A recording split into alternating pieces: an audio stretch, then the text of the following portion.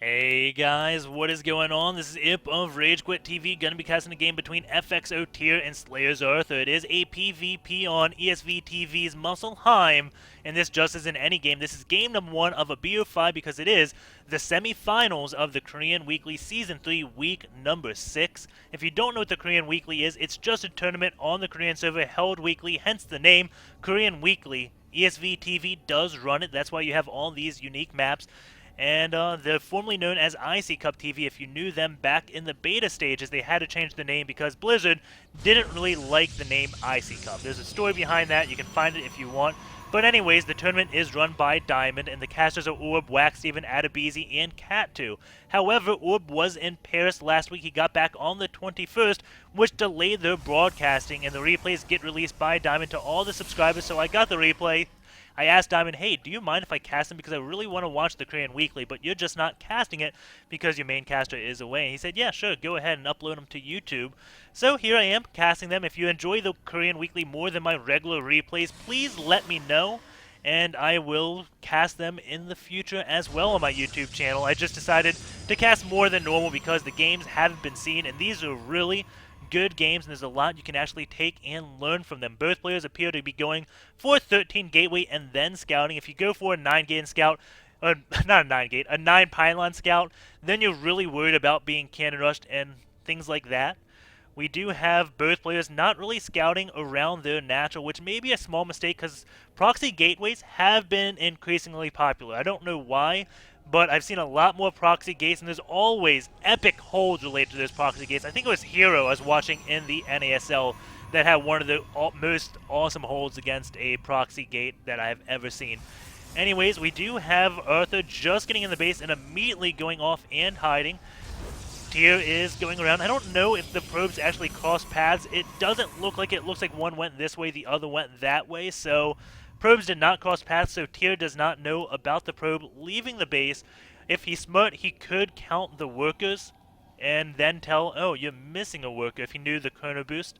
I'll talk about that later off in the game. We do have Arthur looking like he wants to take his gas. The probe is just hanging there, but Tear has already taken his gas. There we go. The second gas does go down by Arthur, but we see this Nexus still just saving up energy. That is 70 energy on this Nexus, while this one only has 50, so there is a chrono boost missing for Arthur, and only 2 pylons, so this still could be a 4-gate. However, you do have the second gas, which kind of says it's not going to be, and a chrono boost on this one gateway. We do have the probe just going all the way around, seeing this sub-next core being chrono boosted, and the Zealot is going to chase the probe out. I'm really curious exactly what Arthur is going to be doing, because he only has one guy on the gas, and now he has even pulled that guy off the gas. I am thinking this is going to be a 4-gate because he has the probe in the base. It could either be a delayed scout and see exactly what his opponent's doing and just counter it, because delayed scouts are awesome, but it also could be an in-base pylon from back in the beta days. And I think that's what he's going to be doing, because he got this gas and then stopped getting the gas, and now, yes, he is going up to 4 gates. This 4-gate is going to be a little bit weaker because, well, he did use Chrono Boost on his gateways, did build an assimilator, lost some mining time because he had mined 20 gas out of the assimilator. So all those things kind of weaken his 4-gate. As you could see, he wants to Chrono Boost his sub next core right now, but can't because he Chrono Boosted that gateway in order to trick his opponent into thinking it wasn't a 4-gate. But we do have the 1-gate Robo into 3 gates out of Tear, and if he can manage to hold on just after one whooping, just delay them a little bit, and this Immortal, oh no, that's an Observer! Oh, that could be really bad. But on the other hand, the Observer will be able to scout this pylon as he is on a crash course. But we do see the warp gates have finished, I believe. They're morphing into gateways. Yes, they are. There we go. The Stalkers are coming in as the Observer does come. Wishes this was an Immortal. Does have the Twilight Council. You do have a little bit of action down here. But all the Stalkers do warp in the base. The Sentry actually walls this off so he can deal with this one single Stalker. But there's this one pylon powering almost everything. Some Stalkers being warped in, but at a bad location, taking a lot of damage as they warp in, and it looks like Arthur is going to be able to take this game as this one Stalker does get micro back. The probes are pulled off the line, but that is just a lot of Stalkers in the base of FXO.Tear, and you can see he was going for Blink. He was going for a very safe Blink build with this Robo facility, just teching up so hard because he didn't see the 4-gate coming. But there was something that he could have noticed about this one in-base pylon. So we're going to go back and look at his scout. Okay?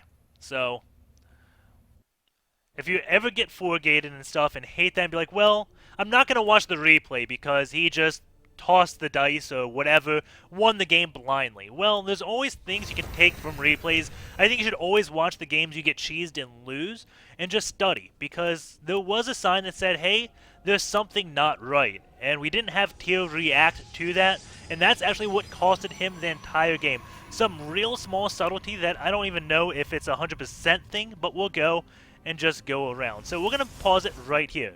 So what am I looking at? Well, can you tell how many workers are on the middle line? That's 12. I can almost guarantee you this is 12, and it should be 13. So, going in, did one just finish? Oh no, I have Tear's probe highlighted. So yeah, there's 12. So, why is that important? Well, you can see this nexus. You can see he missed a chrono boost, so he's missing one probe. You know how many probes you have? You have 17 probes. He has 16. There's 12. There's 3. That's 15. Where is that other probe? There should be 16. Really small subtlety. You gotta know it, but you play Protoss, so you should know how many workers you have at any point in the game, depending on what you see. So, small thing. But if he saw that, said, hey, there's one probe missing, if he actually bothered to count the workers, which a lot of players don't really do. If you wondered how I counted that, you can watch my blog. I think it's one of them. I'll try to link it in the description if I remember. It's just about counting workers. You just look at pairs of workers, and you see that there would be an even number of pairs, and be like, okay, that's 12. That's 6 pairs. So that may sound complicated, but if you watch the vlog, I'm positive you will get it. But if you notice one probe was missing, he'd go look around his base and say, hey, there he is, kill off that forward pylon. Then you have the sentry, the stalker, you go up the ramp, you force field, you get your immortal out, and then you defend it. Easy peasy. 4 gates aren't really that good, especially ones when the Protoss player tries to fool you with. So, going really fast, what does he slow down his 4-gate with? All the mistakes, well, quote-unquote, mistakes he makes. So we have the one probe going right away, looking like he wants to build gas. He has a while till he does it, so that's one thing. So you have all the mining time lost off this probe, and then the money off the assimilator. So that's quite a bit of money that he loses right there. Gets the assimilator. And now you see the chrono boost on this gateway. That's another thing you don't want to do. So going into this base, do we have 3 pylons out yet? No, we don't. We should be seeing that built any second now. So this probe, it should have probably sacrificed his life, because you generally don't want to leave a Protoss base until you see 3 pylons. So there we go. We see the probe go on gas, and he's going to be leaving now. So the Stalker, he didn't want to die by the Stalker. And we go to his base. His 3rd pylon, almost up. Arthur's? Well, it's going to be right here. It's going to be a 4-gate. But that's another thing. No 3rd pylon in the base that the probe found. That's a mistake. Well, not a mistake.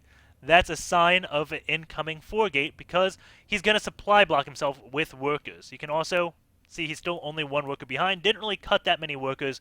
But both of those things are signs of a 4-gate, and that's going to be it. The probe leaves the base. There's no more scouting. So I hope that kind of opens the insight of what you look for.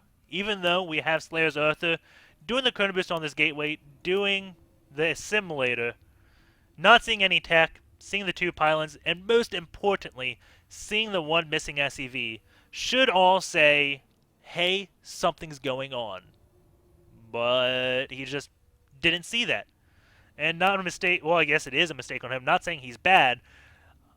I'm just saying there's always room for improvement, and just showing you the benefit of looking over a replay, and there's things you can look for when you get cheesed and be like, oh, I could have actually seen that coming and easily stopped it. So, hope you guys enjoyed that. We will be going into game number 2 very shortly.